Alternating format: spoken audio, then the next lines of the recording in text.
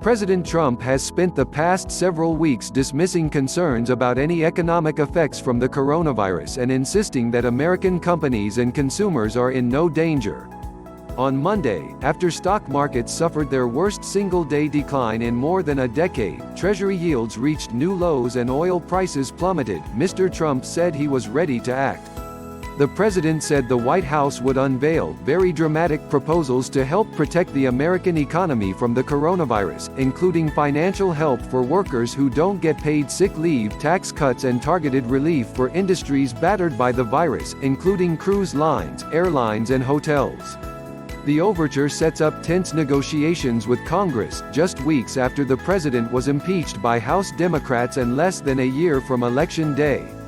Democrats remain deeply critical of Mr. Trump's efforts to contain the virus and have suggested, at least for now, that they will move cautiously to help bail out the president's handling of the crisis.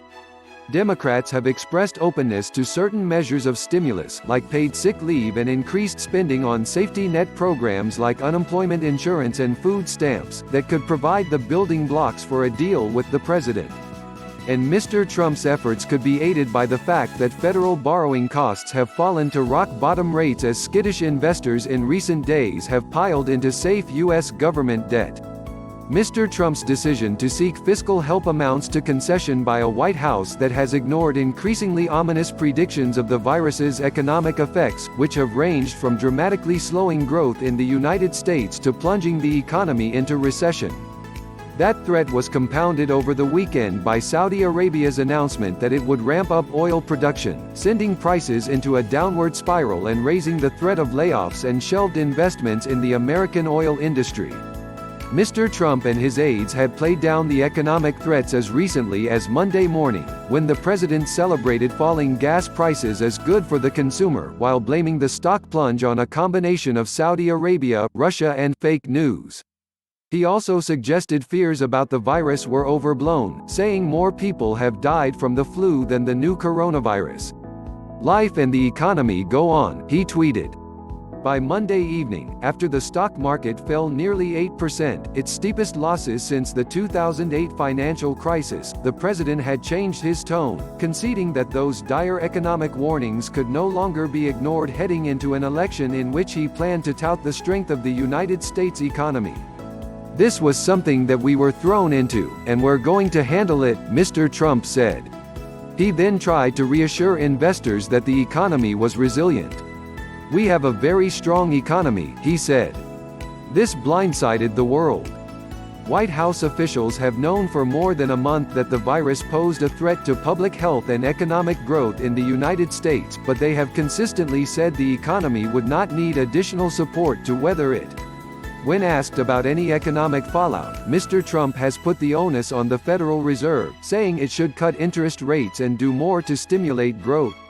But investors have largely shrugged off the Fed's efforts. An emergency rate cut announced last Tuesday did little to mitigate the damage, as investors digested the economic ramifications of a virus that has shuttered factories, canceled travel and quarantined workers. A growing chorus of economists, many of them veterans of President Barack Obama's administration, have called for Mr. Trump and Congress to further support growth by injecting hundreds of billions of dollars into the consumer economy. Mr. Trump's team initially rejected such calls. Any large spending increases or tax cuts will require a deal with the Democrats who control the House and can block most legislation in the Senate. Leading Democrats gave Mr. Trump's new proposals a cool reception on Monday evening. A Democratic official on Capitol Hill said that party leaders did not like the idea of bailing out individual industries, like airlines, with targeted tax cuts. A spokeswoman for House Democrats on the Ways and Means Committee said they had not heard directly from the White House about the proposals before the news conference. What was glaringly missing from President Trump's news conference was how he is actually going to combat the spread of the coronavirus and keep the American people safe, Senator Chuck Schumer of New York, the Democratic leader, said in a statement. "It seems President Trump is more focused on the stock market than addressing this pandemic." Quote, Mr. Schumer called on Mr. Trump to propose a package that included ensuring tests and treatment are both available and affordable to all who need it and paid sick leave for all Americans workers, among other people-focused initiatives. After Speaker Nancy Pelosi convened a meeting Monday evening with her top committee chairman to discuss the Democrats' response, Representative Steny H. Hoyer of Maryland, the majority leader, emerged to throw cold water on Mr. Trump's payroll tax cut, saying it was not what we need right now.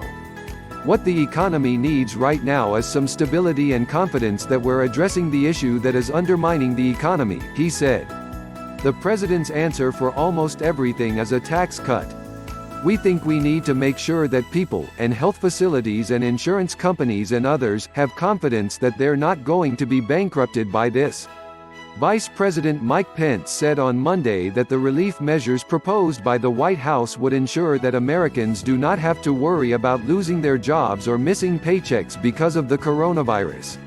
Mr. Trump's comments came after he met with his economic advisors on Monday afternoon. Treasury Secretary Steven Mnuchin and Larry Kudlow, the director of the National Economic Council, are expected to present the stimulus proposals to Republican lawmakers on Tuesday. Mr. Mnuchin said at the briefing that he had been having daily conversations with Jerome H. Powell, the chairman of the Federal Reserve. He insisted that the administration would use all tools at its disposal to ensure that the United States economy was in good shape a year from now. This is not like the financial crisis, Mr. Mnuchin said. This is about providing proper tools and liquidity to get through the next few months. The Treasury Secretary also raised the possibility of directing the Internal Revenue Service to provide tax relief to companies that are affected. We're looking at alternatives at the IRS, Mr. Mnuchin said, noting that tax payments would soon be due. A Senate Finance Committee spokesman, Michael Zona, said on Monday morning that its Republican chairman, Senator Charles E. Grassley of Iowa, was exploring the possibility of targeted tax relief measures that could provide a timely and effective response to the coronavirus. He added, several options within the committee's jurisdiction are being considered as we learn more about the effects on specific industries and the overall economy.